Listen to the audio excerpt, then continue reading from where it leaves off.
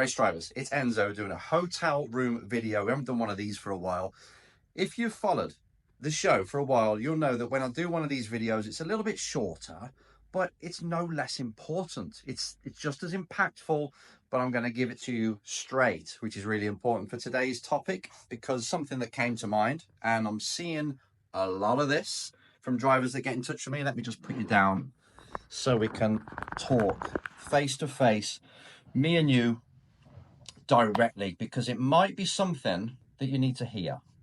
Now, you know that I teach the importance of being deluded.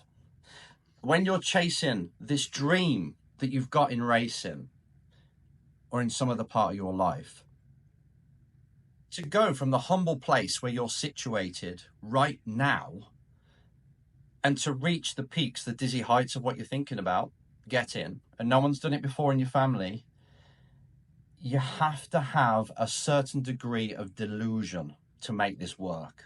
Because dreaming of them heights, when your parents are saying don't bother, there's no point, it's not going to happen, or your friends are, or no one's done it around you, it is difficult to believe.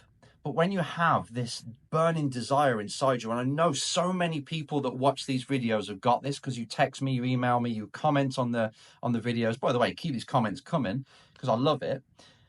But you say to me something like, I'm so many years old, I'm 17, I've done rental karting or something even less than that, nothing.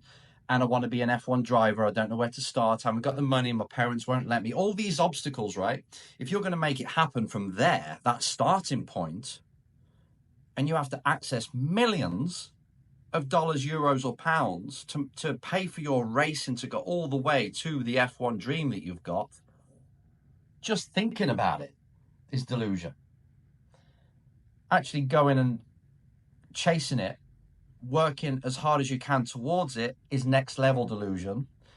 But I just want to stop you there. Anybody who has is on this kind of path that I've just mentioned, which I was, by the way, going from council estate kid, that's a house that's provided to you from the government or from the council, from the area, so you can't really afford a mortgage or anything. Starting from them humble beginnings to now working and coaching with some of the best drivers in the world.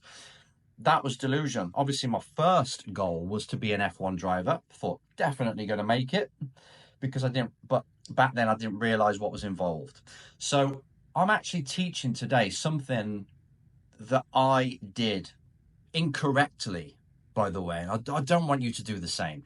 It's when you have this humble beginning, you want this big end, and you're kind of deluded in a way that doesn't help you. Delusion for a goal, going for it, brilliant, have that. But being delusion in what it takes, in what you're going to have to do today, tomorrow, the next day, and holding yourself accountable for what you've achieved in the next 6 months to see if it's actually working or not, and ignoring what's actually going to be done and doing the things that need to be done, that's next level delusion. Looking back at my 17, 18, 19, 20-year-old self, I was at least putting the work in. I was working the jobs. I bought my own car. I raced my own car. I won in the second year. So I look back at that guy and say, yeah, okay, you were deluded. You did so many things wrong. You might have made it if you did things differently, but you didn't. You became a coach. Okay, you found your love in coaching. Brilliant. Because that's where you were really at, because maybe you're not good enough for F1, let's be honest. So I probably wouldn't have made it anyway.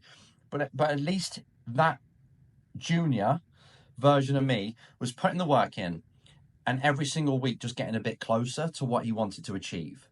That's what I want for you. I don't want you dreaming of something that is grand, but the problem is you're not taking the actions that take you closer to it. You're just dreaming, you're just thinking of it, you're visualizing it. You're in there in the head all the time. Internally, you kind of live in the dream, you're doing all the research, you're talking to people, but you're not getting off step 1 or 2. You're still on that first square of snakes and ladders, trying to roll a 6 but you're not actually doing it. You're not actually throwing the dice. You're just thinking about throwing the dice. This is what I really want to wake you up for. If you are doing this, if it's been like 6 months, 2 years, of you dreaming of doing something in racing, but you're no closer to what you were 2 years ago, alarm bells. I want you to start to think about, hang on a minute, this is just a dream. I'm not actually taking the action. That's really the message of today's video, is to ask you the awkward question. If you've got this dream, if you are this dreamer, which you've got to be, by the way, but if you're this dreamer, what have you done over the last 6 months, 1 year, dare I say it, 2 years? What's actually happened in that time? How did your previous self perform? And are you impressed with what you've got today?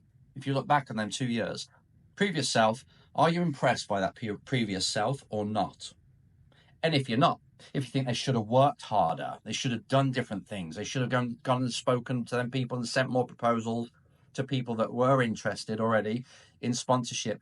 If that's the case, then don't carry on doing what you've been doing for the last 2 years. Change things up. You know, the old adage again, nothing changes if nothing changes. Take that on.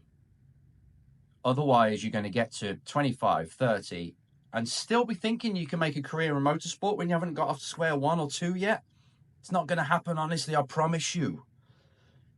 Take a look. Have a little self-reflection on what you've been over the year or so, the last year or so, and understand, is it working out? And if it's not, you must change something. Don't keep doing what you're doing. That's today's massive message. And to make it proactive, so, I mean, we've already gotten to a bit of practical stuff now by looking and understanding, hang on, what I've been doing, is it working? That's step 1. Step 2 is obviously motivation.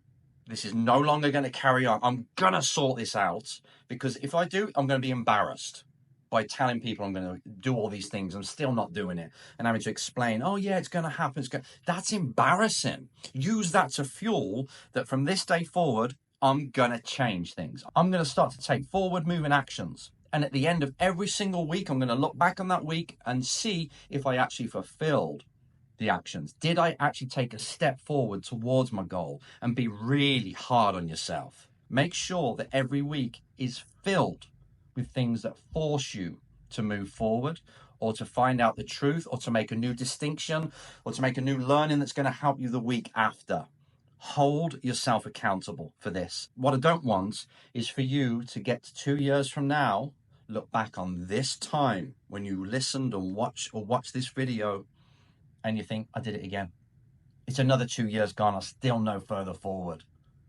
It's time to show. It's time for you to now get a move on. Understand what you've been doing hasn't been working. Get a move on and sort your life out. If you're going to do it now.